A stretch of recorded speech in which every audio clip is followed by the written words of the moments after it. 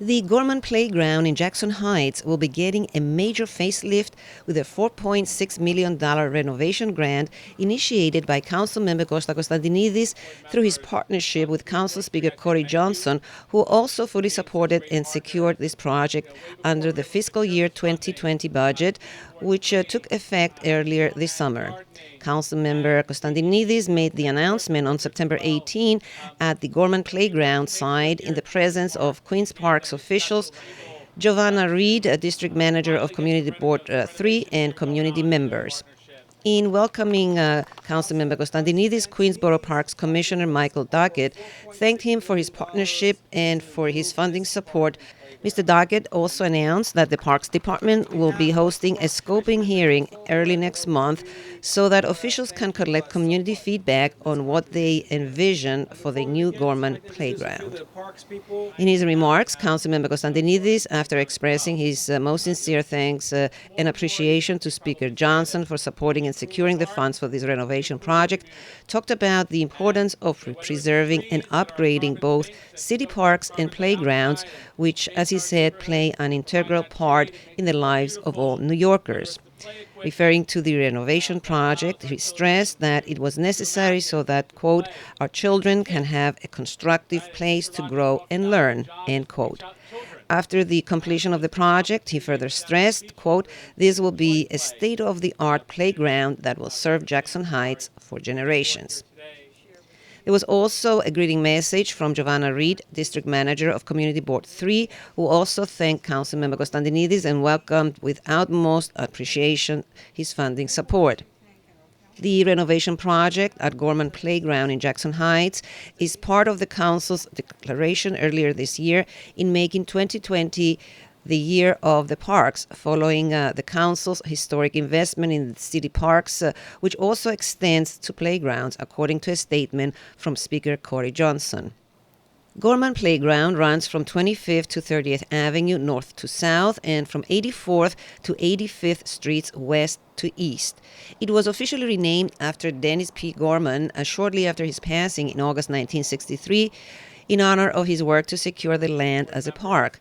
Gorman was a dedicated civic leader who ran the Elm Jack Little League for a decade, brought franchised bus service to Jackson Heights, and was active in several local organizations. His grandson, Dennis Gorman, was also present and very moved, also gave brief remarks expressing his thanks to all for helping preserve and revamp the playground. Dennis, how does it feel? Your grandfather created a miracle here, which and his legacy lives on. How does it feel today? For my family, today's, I think, a very proud day. As you said, he did a great many things for the Elmhurst Jackson Heights community, and so much so that the city named a park after him, and the fact that the city councilman and community leaders felt that the park needed some financial improvements to continue, for it to continue its purpose is greatly honoring and very, very much humbling. Thank you, and thank you for also being here and continuing your grandfather's legacy.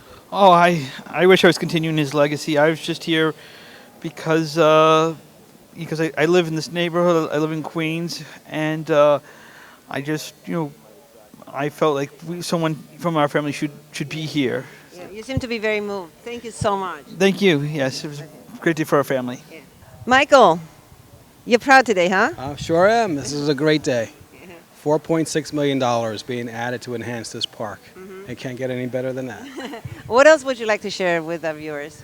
Well, I would like your viewers to come on out and give us your input into how we can make this a better park and what we should design for this $4.6 million. So we have a big scoping session coming up on October 3rd. And they should come out for that. Oh, I see. That's good.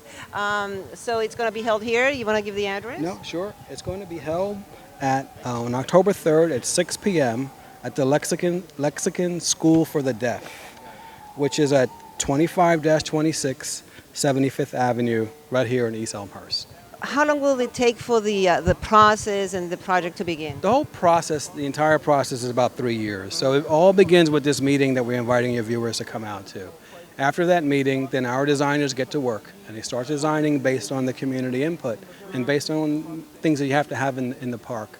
And then after the design process, it goes into procurement, where we send it out to bid and get some contractors to bid on it. That takes a while. And then after that, it goes into construction, and the construction takes about a year. So this project is probably about 3 years in the making. A lot of bureaucracy.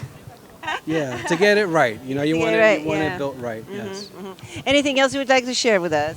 No, just come out and enjoy the parks. This is not the only park in Queens. There are a lot of them. Come on out and have a good time in parks. Thank you so much. You're welcome. So today you introduced funding for about some $4.5 million for the Gorman Park here in Jackson Heights. How hard was it to secure this funding? It's a lot of money. It's a lot of money. I mean, but it needed it. I mean, this is a beautiful park. It takes up a whole city block, you know, here in Jackson Heights. And I really want to thank our speaker, Corey Johnson, who is a great partner and someone who is investing in our parks and recognize when you invest in a park, you improve the entire neighborhood. So together we were able to get this great you know, allocation to make the park a more beautiful place for our kids.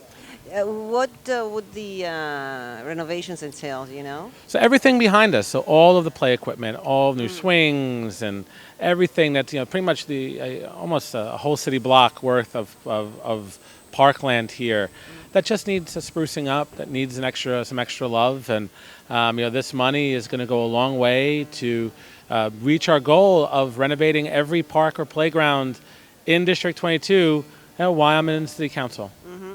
Now, you mentioned during your remarks earlier that one of the neighbors made sure that this park is established. You want to give us some background on that? Yeah, I mean, so Dennis Gorman, you know, he was a community activist here in Jackson Heights. He worked hard to acquire this land for the city. He worked hard to preserve this park, and after he passed, the park's named for him. I mean, this is really what being a community activist is all about, right? Is you know, finding a problem, and I'm sure this was an eyesore back then, and not a place that you'd want to come. And he's, you know, because of his efforts and the efforts since, this is a beautiful oasis in our community that people can come every day and sit on a bench and enjoy a beautiful day like this, sit in the shade, let the children run around and play. It's just everything you want a park to be. Now, Costa, tell me what's happening in the City Council. What are your immediate plans? I heard you made your official announcement. You want to share it with us? So yeah, so I mean, I just want to, Elena, thank you. I've made the decision that you know, this has been the greatest job of my life. I'm so grateful to serve in my community, and I want to run for Queensborough president. I want to be able to bring what we've done here in improving our parks, improving our schools, fighting climate change to Borough Hall, and you know, use that office for the benefit of all Queens residents. Now, as far as the office of the Queensborough president versus the office of the city councilman, what's the difference? You know, in a few words. Oh, the borough president. I mean, we can create a borough-wide task force on sustainability. We can create a borough-wide transportation plan. Why should it take us, you know, from Astoria an hour plus to get to Bayside? We're in the same borough. You know, why should there not be satellite offices in the borough of Queens, and yet there are in the borough of Manhattan?